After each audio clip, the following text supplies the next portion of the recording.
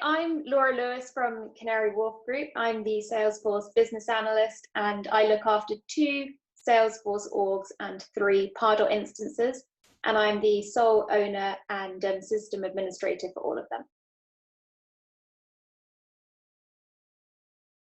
I think it was very much, BrightGen and my sort of account team that helped look after me that were really suggesting to move over to Lightning. I did put up quite a bit of resistance, again, just to do with resourcing hours, like where on earth am I going to just suddenly do this? It's one of those things, if I'm stuck on something, need help, or need a suggestion, I go to BrightGen anyway. So I either wouldn't have done it, or I would have just waited till BrightGen made me do it.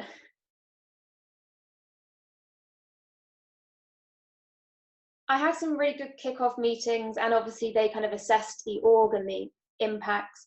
And I have to say, whereas I thought it was this huge, daunting project, which I think it kind of still is, when the BrightGen team actually looked through it, it wasn't as bad as I kind of thought it could be. There was a lot of sort of standard fields and page layouts that could be transitioned over.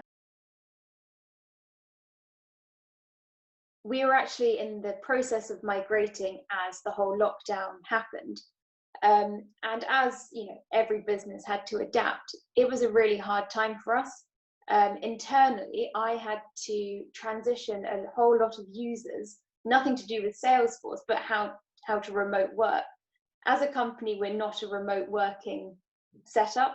So just trying to get people to log in. And if I'm honest, Lightning was so far from the forefront of my mind that I had to call BrightGen a couple of times and just say, we can't do this right now.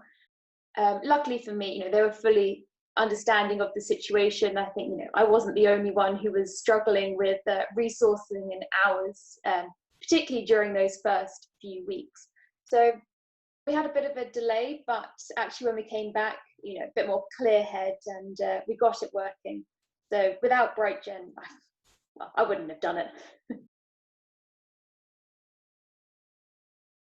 The hardest part about sort of getting Lightning going is, I think, the overwhelming part of it.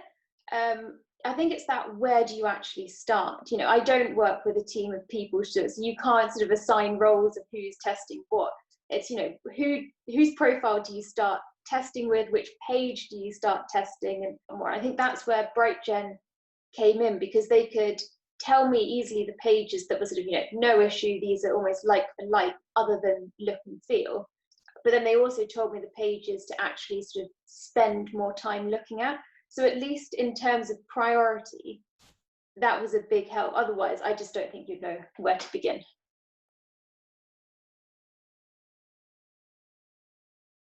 I think it's the reporting. I've always liked Salesforce reports and dashboards, but there has been limitations, and you can't always get things what you want. And particularly if you don't have your whole workforce on Salesforce, which we don't, you can get a report looking really good and really informative in Salesforce. You export it, and all the formatting goes.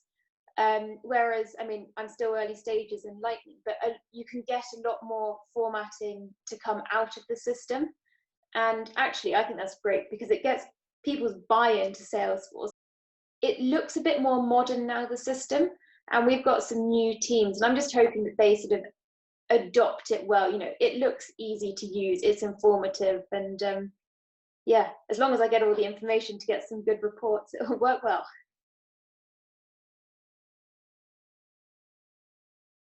I don't think everyone appreciates how far-reaching Salesforce is, and in particular for the Canary Wharf Group and our integrations.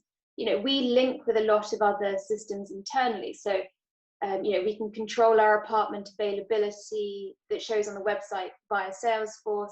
We can show the apartments available on our building model via Salesforce.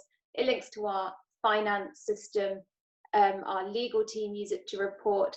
So I think when people, need a finance report, that's fine, but they don't always understand that that's actually from Salesforce, because, as we know, the name can sometimes be misleading, and I think they just purely think it's got some names and addresses, and they don't fully understand the whole rounded nature of it. people love a report, but it's trying to explain that unless you have that data in Salesforce, you can't get that report. I've always been lucky that I've had a very good relationship with BrightGen. I've got a good team that I work with. And I think as Salesforce grows and the technology grows, you need someone like BrightGen who can actually also give you sort of FYIs about what's going on. You know, I don't know all the latest features or advancements. And I think by them having, you know, a wider knowledge of, you know, people in different sectors as well, they can see if something's working well for someone else.